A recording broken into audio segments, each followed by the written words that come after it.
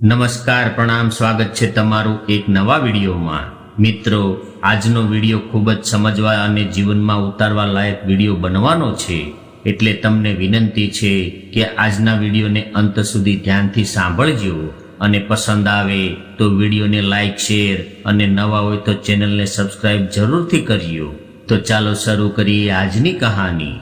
પંકજભાઈનું જીવન પહેલાથી જ ખૂબ સંઘર્ષભર્યું રહ્યું હતું।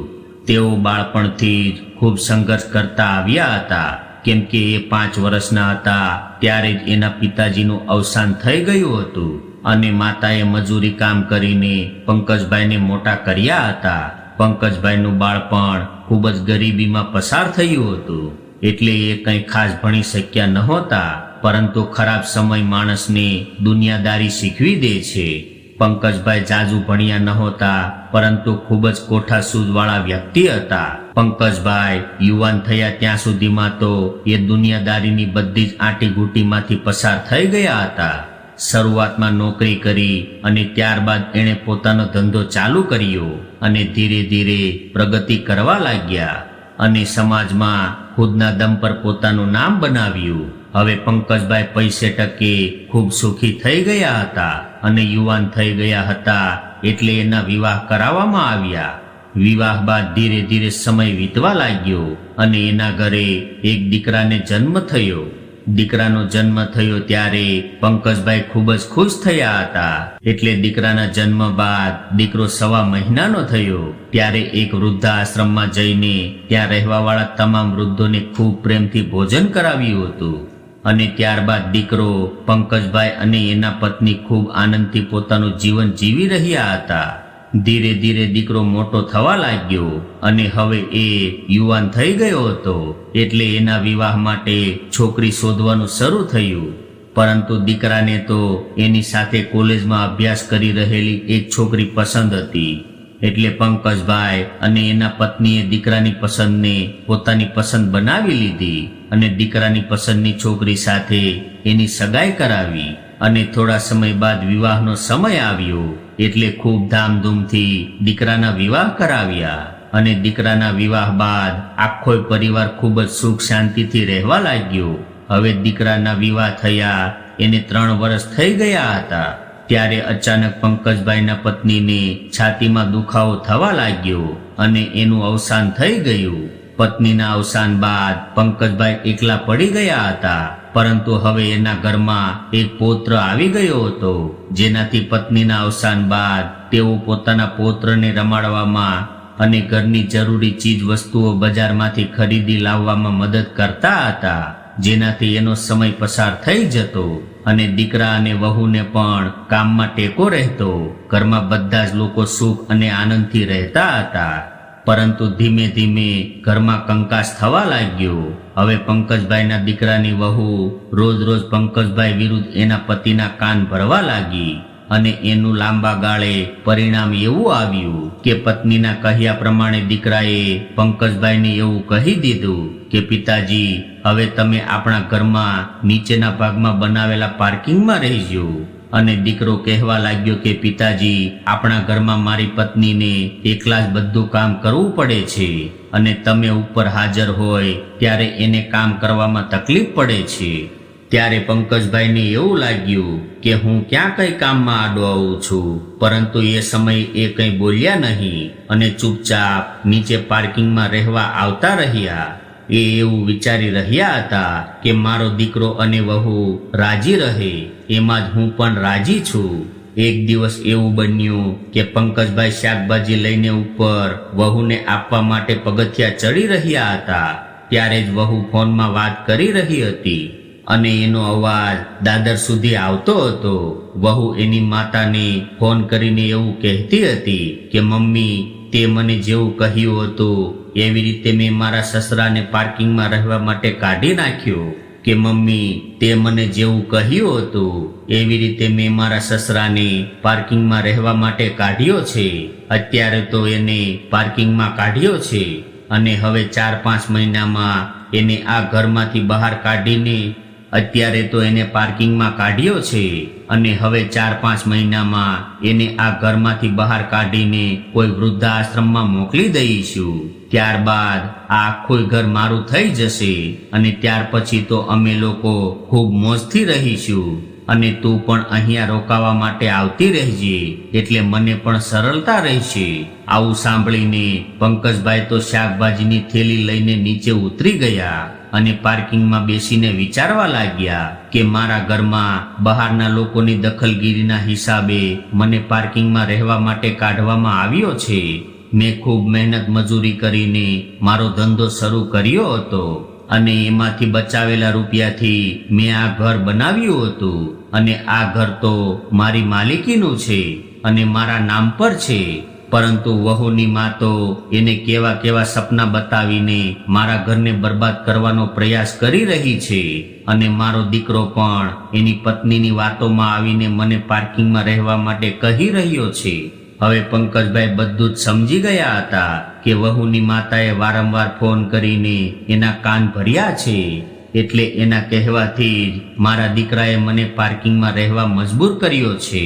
હવે પંકજભાઈ વિચારમાં પડી ગયા હતા કે આજના સમયમાં દીકરીઓના ઘરમાં લડાઈ ઝઘડા કરાવીને એના માવતરને શું આનંદ આવતો હશે. ગમે એમ હોય પરંતુ અંતે તો દીકરીનું ઘર કહેવાય અને દીકરીનું જીવન બગાડવાનું કામ માતા પિતા શા માટે કરતા હશે? આવું બધું કરવાનું શું કારણ હશે? અઢળક સુખ સંપત્તિની લાલચ કે પછી બીજું કાંઈ હશે? વહુની આવી વાતો સાંભળ્યા બાદ પંકજભાઈના મનમાં ખૂબ ગુસ્સો આવી રહ્યો હતો, પરંતુ એણે પોતાના દીકરાને કશું કહ્યું નહીં અને શાંતિથી 1 મહિનો પસાર થઈ ગયા બાદ એક દિવસ પંકજભાઈએ એના દીકરાને એની પાસે બોલાવ્યો અને કહેવા લાગ્યા કે દીકરા, મેં તારા માટે અમેરિકા જવાની ટિકિટ બુક કરાવી છે એટલે તું અને વહુ 1 મહિનો અમેરિકામાં ફરી લ્યો. કેમ કે વહુ બિચારી એકલી જ આખો દિવસ ઘરનું બધું જ કામ કરતી રહે છે. હવે એ પણ થાકી ગઈ હશે એટલે તમે બંને પતિ પત્ની અમેરિકામાં રહીને 1 મહિનો આરામથી ફરજો. હું અહીંયા બધું જ હું સંભાળી લઈશ.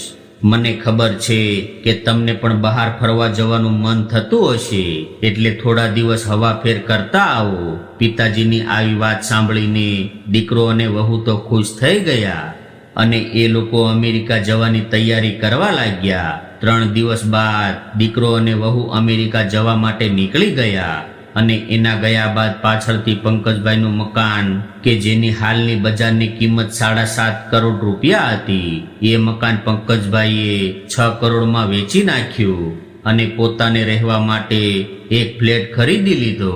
ત્યારબાદ એક ફ્લેટ ભાડે રાખી લીધો અને ભાડાના ફ્લેટમાં પોતાના દીકરા અને વહુનો સામાન ફેરવી નાખ્યો અને બાકીના રૂપિયાથી ઇન્ડસ્ટ્રીયલ એરિયામાં 4 મકાન લઈ લીધા અને એ બધા જ મકાન ભાડે આપી દીધા હતા.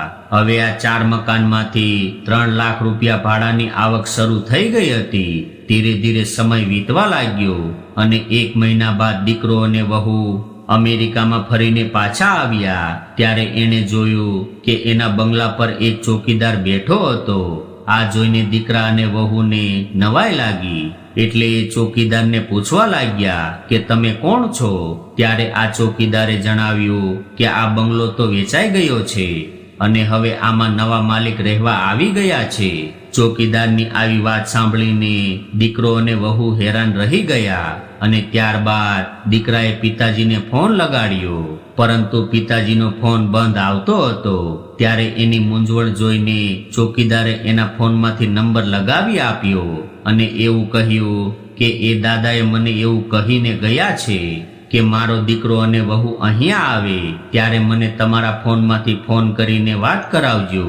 ત્યારબાદ પંકજભાઈના દીકરાએ પિતાજી સાથે વાત કરી એટલે પંકજભાઈ કહેવા લાગ્યા કે દીકરા, તમે લોકો ત્યાં જ ઊભા રહેજો, હું હમણાં જ ત્યાં આવું છું. થોડી વાર બાદ પંકજભાઈ એક ખૂબ મોંઘી કાર લઈને ત્યાં પહોંચી ગયા અને કારમાંથી બહાર આવીને દીકરાને કહેવા લાગ્યા કે દીકરા, મેં તારા માટે એક ભાડાનો ફ્લેટ રાખ્યો છે અને લે આ ચાવી, આ તારા ભાડે રાખેલા નવા ફ્લેટની ચાવી છે અને એ ફ્લેટનું 1 વર્ષનું ભાડું મેં ભરી દીધું છે એટલે હવે તું અને તારી પત્ની એ ફ્લેટમાં તમને ફાવે એમ રહી શકો છો.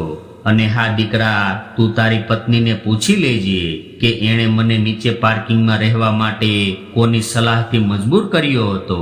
અને બીજી વાત કે મેં મારા અત્યાર સુધીના કમાયેલા પૈસા અને સંપત્તિમાંથી તમને લોકોને એક પૈસો પણ નથી મળવાનો.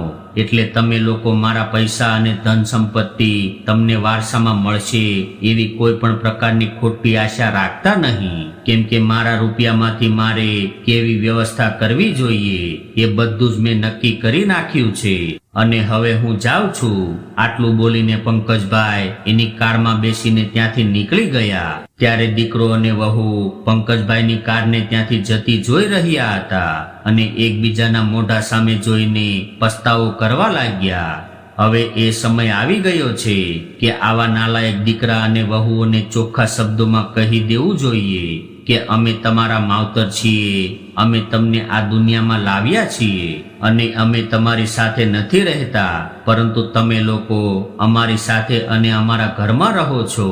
એટલે હવેથી તમને અનુકૂળ હોય તો જ અહીંયા રહેજો અને અનુકૂળ ન હોય તો તમે તમારી રીતે તમને પોસાય એવા ઘરમાં તમારા રહેવાની વ્યવસ્થા કરી લેજો. પંકજભાઈનો દીકરો તો આ બધી જ વાતોથી અજાણ હતો, પરંતુ જ્યારે એને આ બધી વાતોની ખબર પડી ત્યારે એ હેરાન રહી ગયો અને એની પત્નીએ કરેલી કરતૂતોથી ખૂબ પસ્તાવો થવા લાગ્યો. પરંતુ હવે કશું થઈ શકે એમ નહોતું. એટલે બંને પતિ પત્ની અફસોસ કરવા લાગ્યા કે અમે આ કેવી ભૂલ કરી બેઠા છીએ. અમે તો પિતાજી પાસેથી બધું જ મેળવી લેવાની આશા રાખતા હતા, પરંતુ પિતાજીએ તો અમને એક પૈસો પણ ન આપ્યો અને ઉલટાના રોડ પર લાવીને મૂકી દીધા છે. તો મિત્રો, આજની સ્ટોરી તમને કેવી લાગી કોમેન્ટમાં જરૂર જણાવજો. અને પસંદ આવી હોય તો વિડીયોને લાઈક, શેર અને નવા હોય તો ચેનલને સબસ્ક્રાઇબ જરૂરથી કરજો. હર હર મહાદેવ.